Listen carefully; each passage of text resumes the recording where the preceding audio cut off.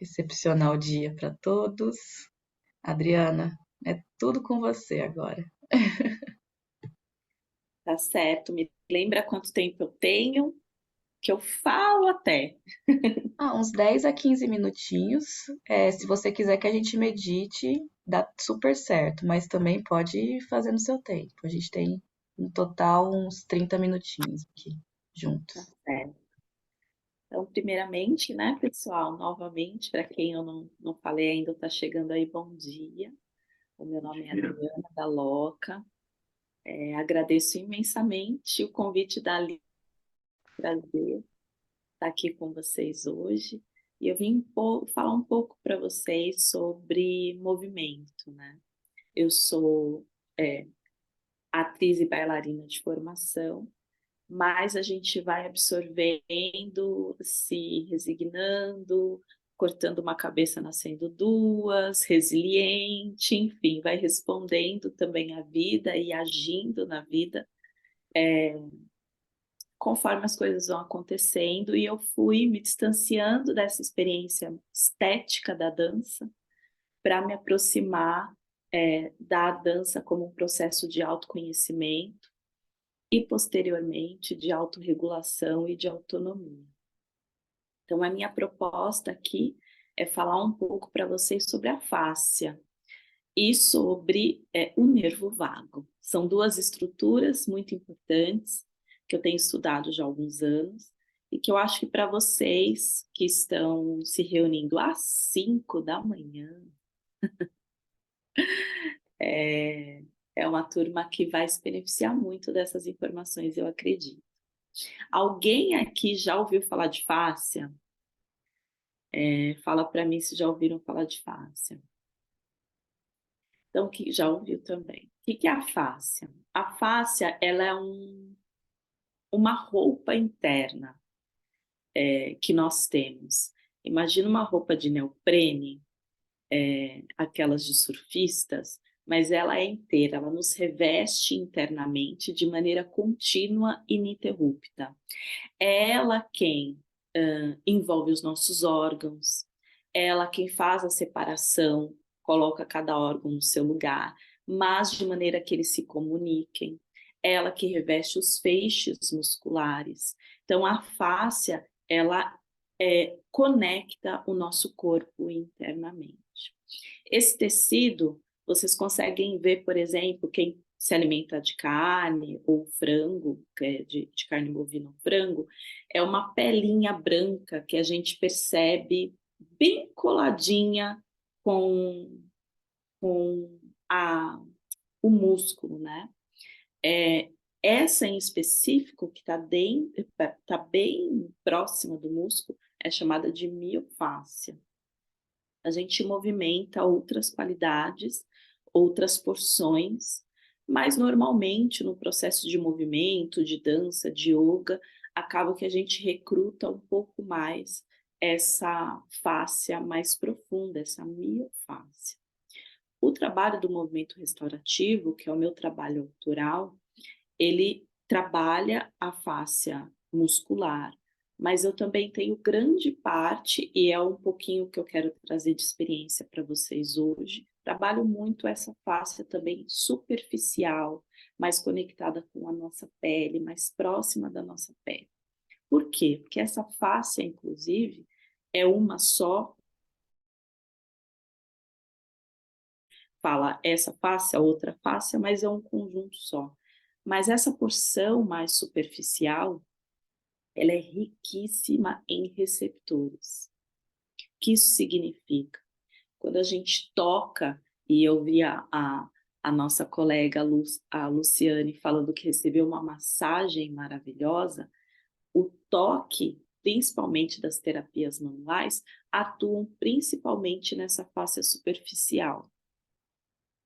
E é importante do profissional que trabalha com terapia manual entender que além dos receptores de dor que nós temos realmente, né, que captam e são mecanorreceptores super importantes, porque senão a gente colocaria a mão no fogo e ficaria lá, né? São esses receptores que falam, opa, isso é nocivo, sai daí. Então, é importante para preservar a nossa sobrevivência, mas o que acontece? Em grande parte da população, esse receptor de dor, ele está hiperativo. Então, tudo com que a gente se relaciona acaba ficando como a gente acaba sempre captando mais dor do que deveria. E qual que é a solução disso, Adriana? A solução disso é a gente estimular os outros receptores que nós temos no corpo. Então, nós temos receptores que avaliam carga. Ah, isso aqui está muito pesado para mim, isso aqui não está muito pesado. Outros receptores que avaliam toque e vibração. E outros receptores, inclusive, que quando despertos, baixam o tônus do nosso sistema simpático. Com certeza, se vocês estão aqui às 5 da manhã, o simpático de vocês já ligou. E ele é muito importante, é ele que nos leva para a vida. Só que o que a gente está vendo hoje, nós estamos vendo hoje uma sociedade simpático-tônica, ou seja, com um sistema autônomo, simpático, ligado quase que 24 horas por dia, de uma maneira exacerbada e crônica. Qual que é o prejuízo disso, Adriana? Falando em fáscia, muito. Por quê? Porque ao contrário dos músculos, a nossa face ela responde ao sistema simpático, ela é inervada pelo sistema simpático. E nos parece um pouco óbvio, porque é a fáscia que nos movimenta e o simpático é um sistema para o movimento, para a ação na realidade criada. O problema é, se eu estou sempre com essa mensagem de mover, mover, mover, mover, e sempre extrapolando, isso vai trazer consequências, com certeza, para a minha face. E quais são as consequências que podem trazer? Eu posso ter, por exemplo, sensação de rigidez. Em alguns pontos do meu corpo eu me sinto amarrado. E isso, com o passar do tempo, conforme isso vai se tornando crônico, eu posso me sentir não só na sensação, mas efetivamente tocar partes do meu corpo e sentir rigidez, nódulos. Essa sensação de local dolorido ou restrito, ele é uma informação direto da fáscia para o seu sistema nervoso central. É a fáscia quem capta e envia a mensagem via nervo vago, que eu vou entrar com ele agora com vocês, ou através de outros nervos, tá? Então, o que que acontece? Tem uma frase de um querido pesquisador de fáscia que chama Thomas Myers, e ele diz o seguinte, que o cérebro escuta a fáscia e responde ao músculo. Então, a gente tem a fáscia como um grande receptor de informação, a informação sobe para o nosso sistema nervoso, e o sistema nervoso elabora respostas de acordo com as informações da fáscia, como resposta motora para os nossos músculos. Quando essa informação ela sobe como rica em detalhes, o nosso sistema nervoso central ele tem mais conteúdo de informação para responder de maneira mais efetiva. Então, se eu pedir para algum de vocês, olha, gente, vai até ali, fala com fulano e traz um negócio para mim. É uma informação que ela é incompleta e às vezes até confusa. E ali aonde? Quem é fulano? Pegar o quê? Né? Agora, se eu digo para vocês, olha, eu preciso que vocês procurem o Alexandre na Rua do Alecrim, número 100, retire com ele uma caixa cinza e tragam para mim aqui no meu endereço, Rua das Rosas, número 1. A fáscia, ela tem essa possibilidade de fazer com que as informações subam de maneira mais rica e precisa para o nosso sistema nervoso responder também de maneira mais efetiva. E a gente faz isso através do quê? Hoje eu estou vendo uma população pós-pandemia com simpático lá em cima sempre e também com essa característica de nossos receptores muito hiperativados. Então, a maioria das pessoas só consegue captar dor, só consegue enviar para o sistema nervoso informação de dor. E nós temos algum, né? A gente brinca dentro do mundo da face que nós temos a máfia italiana, né? De receptores. E a gente tem Gold, Ruffini e Patini. Então, nós estamos repletos desses mecanorreceptores, outros que nós precisamos estimular. Então, eu vou convidar vocês aqui, ó, para a gente estimular Gold, Patini e Ruffini. Eles estão presentes nas nossas cápsulas de articulação. E leve esse movimento aqui até o cotovelo. E sabe esse movimento que parece por vezes meio descoordenado, meio feito em muitas direções? Esse é o tipo de movimento que a fáscia ama, multidirecional. Por quê? Porque as suas fibras, imagina uma teia de aranha. Uma teia de aranha sobreposta a outra em outro ângulo. Então, as tramas, pode fazer uma pausa, as tramas da face, elas são assim, né? Entrepostas de maneiras diferentes em vários ângulos. Então, eu me movimento aqui, eu me movimento aqui, depois eu tenho uma outra trama para cá, outra para lá. Então, esse tipo de movimento multidirecional é um tipo de movimento que favorece muito a fáscia e o desenvolvimento das células que são responsáveis pela produção de colágeno. A fáscia, ela é água, colágeno e elastina. Isso faz com que a gente perceba a particularidade também de algumas regiões do nosso corpo. Partes como a lombar, por exemplo, que a gente tem uma fáscia bem forte aqui, que é cheia de nociceptores, por isso que é muito comum as pessoas sentirem dor na lombar. A gente precisa fazer um trabalho bem importante de equilíbrio do tônus, porque essa região da fáscia tóraco-lombar, ela é cheia daqueles receptores que eu falei para vocês que captam dor. Mas ela também é uma fáscia rica em colágeno. O colágeno é essa substância que traz estrutura. Então, onde eu tenho uma fáscia mais forte, é onde eu tenho mais colágeno. Ao passo que na pele, o que vocês acham? Na pele a gente tem, essa superficial, a gente tem mais elastina, ela é mais resiliente. Então, nós temos uma fáscia só, mas que em cada região do nosso corpo, dependendo da demanda, ela tem um tônus, uma concentração de colágeno e elastina diferente. Adriana, e o nervo vago? O que ele tem a ver com tudo isso?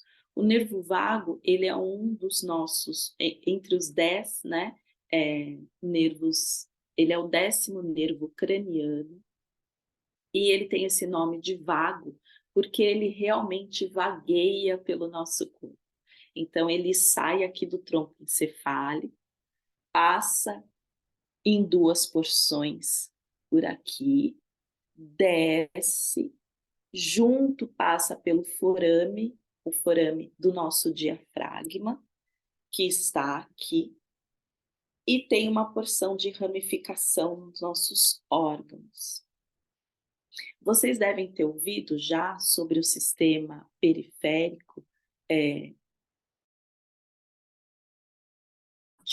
e parasimpático. Essa era a informação que a gente tinha há pouco tempo, né? Então, a gente tem um sistema de acelerar simpático e nós temos um outro sistema de freio, o parasimpático. O simpático relacionado a movimento e o nosso parasimpático ligado a descanso, a digestão. O que um cara chamado Steven Porges fez em suas pesquisas? Ele é um neurologista cientista. Em suas pesquisas, ele falou assim, gente, me parece que existe simpático e no parasimpático nós temos, na verdade, 2 outros ramos. Então, ao invés dele refletir o sistema autônomo como simpático e parasimpático, ele falou, opa, são 3 ramos. Eu tenho simpático, tenho o ramo dorsal e tenho o ramo ventral. Sendo que o ventral é uma característica dos mamíferos. Adriano, o que isso tem a ver com a fáscia, com a minha vida e com a minha qualidade de vida e manifestação na realidade criada? Tudo a ver. Porque o nervo vago, como eu falei para vocês, ele é um grande responsável por informações que ascendem, tá? Isso, na linguagem técnica, a gente chama de aferente. Então, o nervo vago, ele é um grande nervo, o maior, o mais longo craniano, que vai do tronco até a inervação dos nossos órgãos da cavidade pélvica. A parte ventral é do diafragma para cima, a parte dorsal do diafragma para baixo. Quando eu entro numa resposta de sobrevivência, luta, fuga, você já deve ter ouvido falar nessa resposta de sobrevivência, essa resposta, ela é, vamos dizer, comandada pela porção simpática do sistema periférico. Então, eu estou diante de uma situação em que eu perco o senso de estar seguro. Eu olho a situação e decido, vou lutar para sobreviver, ou eu vou fugir porque não dá para lutar para sobreviver. Isso aconteceu na nossa ancestralidade, o exemplo claro, né, do homem diante de um leão, todo mundo dá esse exemplo, mas hoje nós não estamos numa savana, mas nós moramos em grandes centros, né? O Brasil, infelizmente, eu ouvi essa informação há 2 dias atrás, parece que é o segundo país mais violento em questão em registros de morte por arma de fogo, me parece que só fica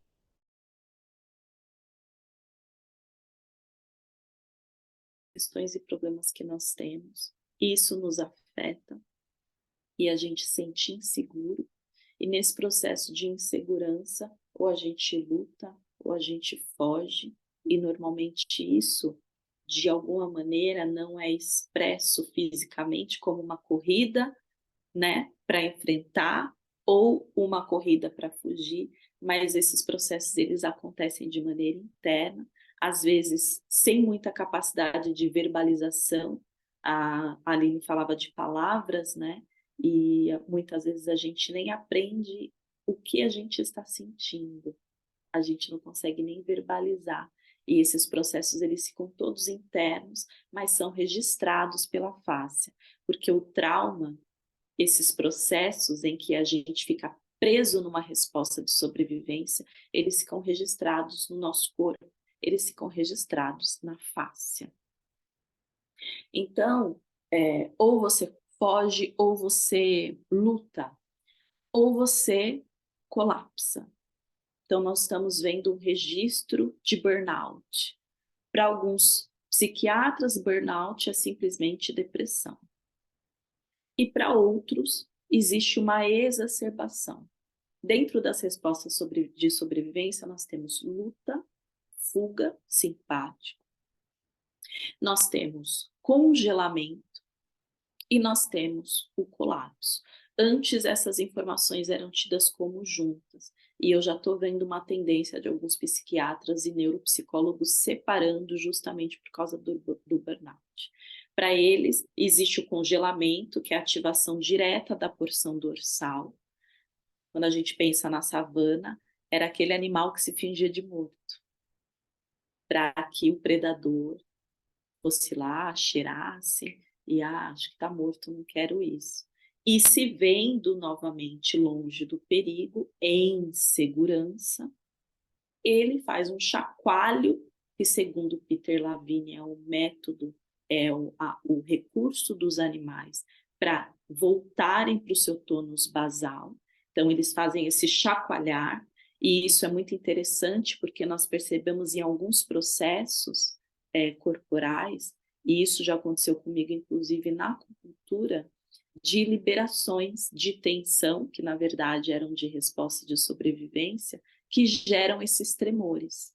É muito comum a gente ver isso em determinadas manifestações religiosas, em que as pessoas elas entram em um processo em que elas tremem, tremem, tremem.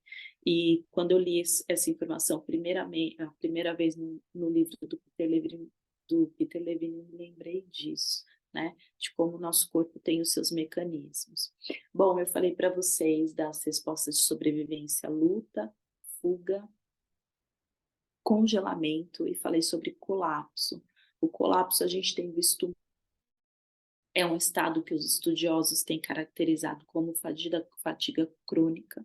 As pessoas dormem e acordam cansadas, não existe sensação de restauração, elas estão sempre no limite, elas estão sempre exaustas, elas estão sempre cansadas. Isso traz um prejuízo cognitivo, ou seja, na capacidade de atenção seletiva. Agora eu vou sentar e vou ler um livro e vou me concentrar na leitura do livro.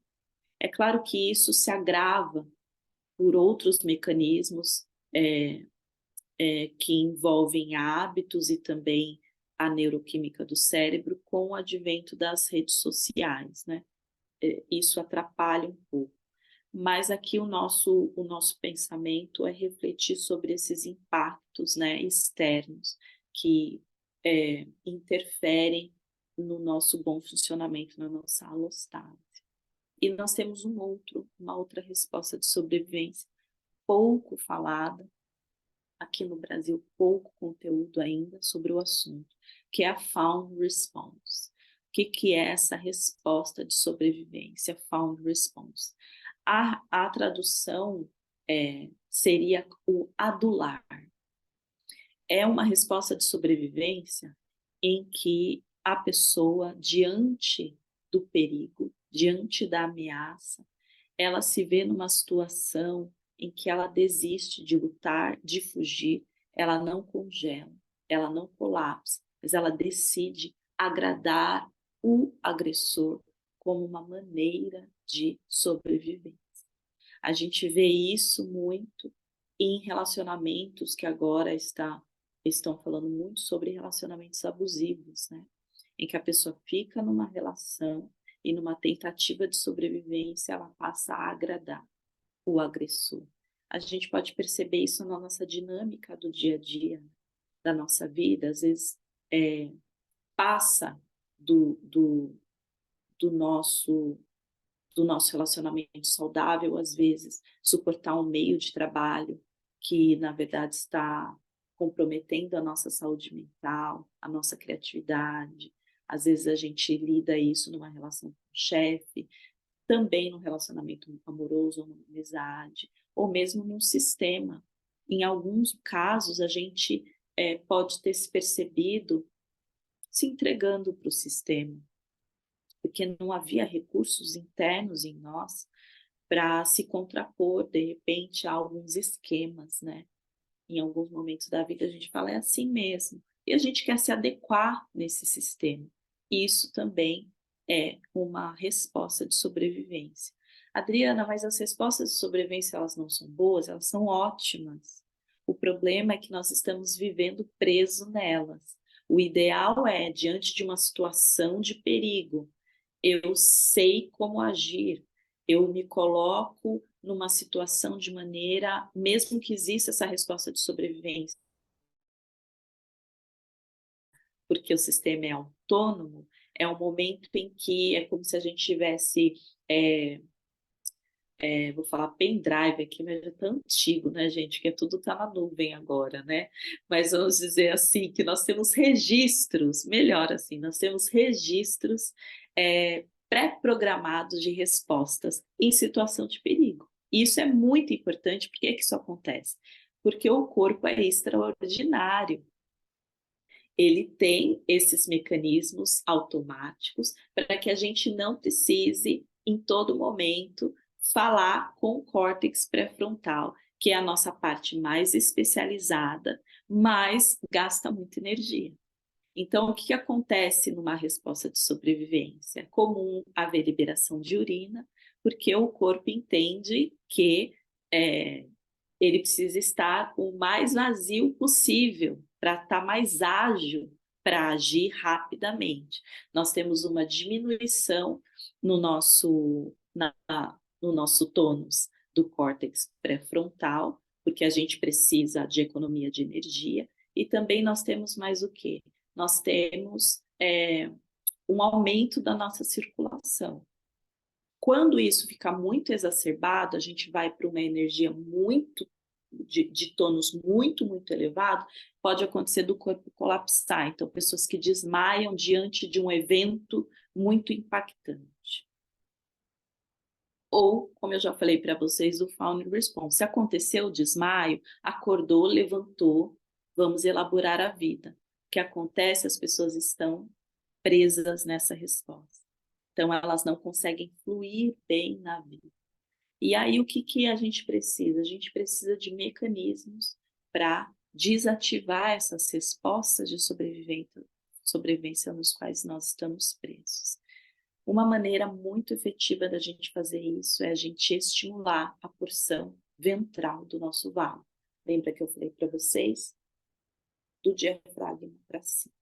Então, eu vou mostrar para vocês alguns pontos em que nós podemos ativar o vago ventral. Pega os seus dedos indicadores, traga aqui para essa região, ó. Aqui é o trago da orelha. E nós vamos massagear essa região enquanto eu falo, de maneira presente. Então, você aplica uma leve pressão, leve mesmo, e começa a massagear, fazendo movimentos circulares nessa região. Adriana, por que eu trago? Porque nós temos gânglios do nervo vago nessa região, vago ventral. O vago ventral é a porção do nervo vago mielinizada. Imagina um fio sem encapar, como a condução de energia dele fica comprometida, mais dissipada. Um fio encapado. Então, o vago ventral é a porção do nervo vago encapado. Isso resulta numa velocidade e numa eficiência de transferência de informação melhor. Pode haver vontade de bocejar, você pode sentir um aumento de saliva na boca. São respostas importantes e normais e comuns no estímulo do nervo vago ventral. Outro lugar, ó, sabe a voltinha da orelha? Vai desfazendo a voltinha da sua orelha. Outra região importante para estimular o nervo vago. Adriana, qual a importância da estimulação do nervo vago? O nervo vago ele é responsável por resposta de atenção, empatia, geração de vínculo, sensação de segurança.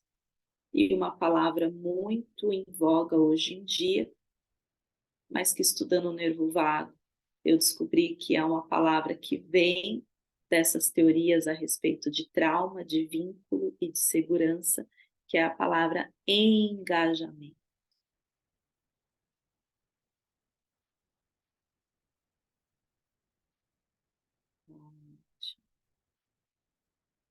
Traz para mim aqui as suas mãos na sua garganta. Se você fizer assim, você vai perceber que tem um músculo que fica saliente, né, nessa região. Ele é o esternocleidomastoide.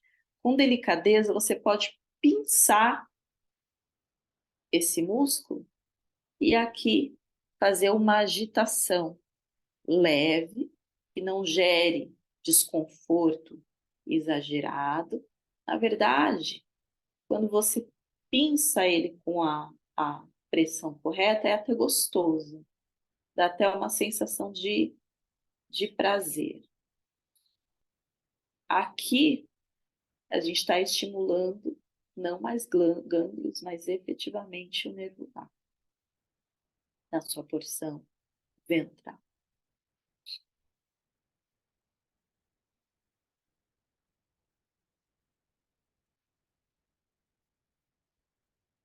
Descendo mais um pouco, ó, nós temos a saboneteira, né? Conhecida saboneteira, essa região acima da clavícula. E aqui em algumas pessoas pode ser uma região bem tensa, tá?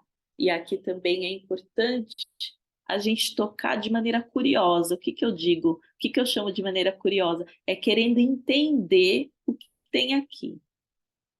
Uma pressão leve, gentil.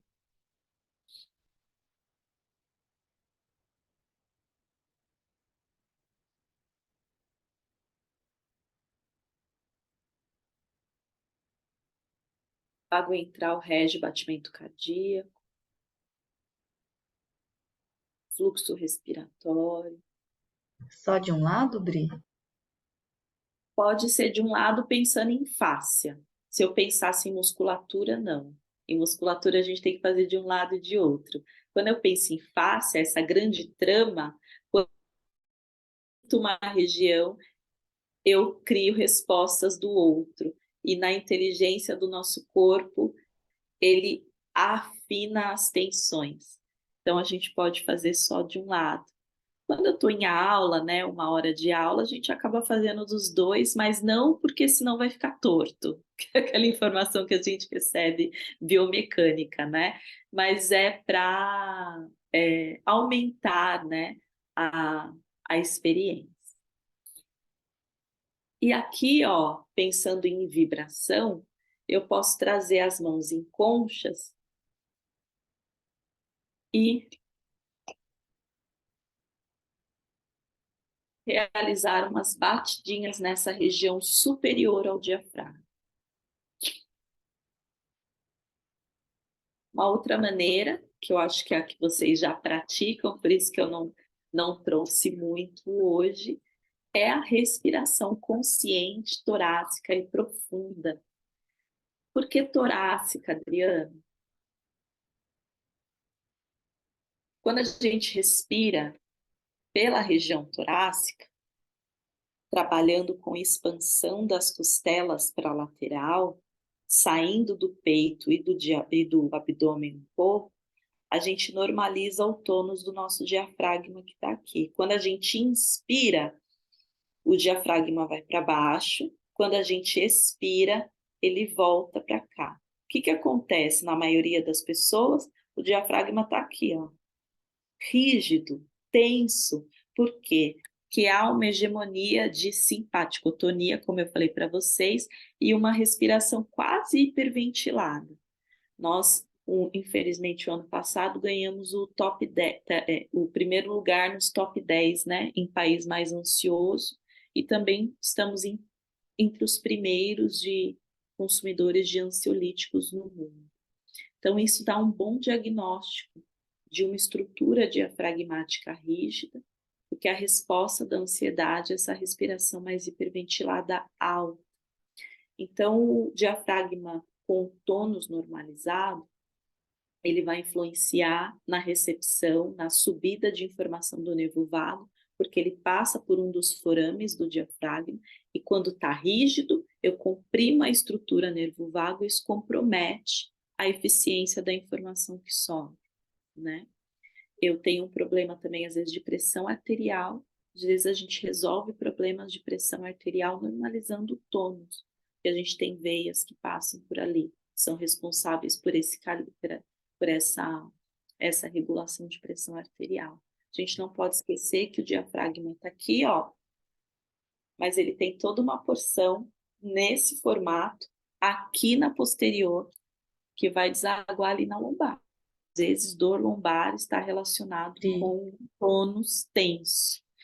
E a gente está acabando, né? Falei para falar. Ai, gente, não é maravilhoso? Eu só te interrompi porque eu queria me despedir bem de você, agradecer. E com certeza não vai ser só uma vez, né? A Adri, ela pretende acompanhar o próximo grupo de meditação. Vamos ter essa pessoa maravilhosa aí junto com a gente. Vamos lá, né, Dri? Vamos fazer esse povo Vamos sim. tirar do ansiolítico, que a gente já tá aí há alguns dias.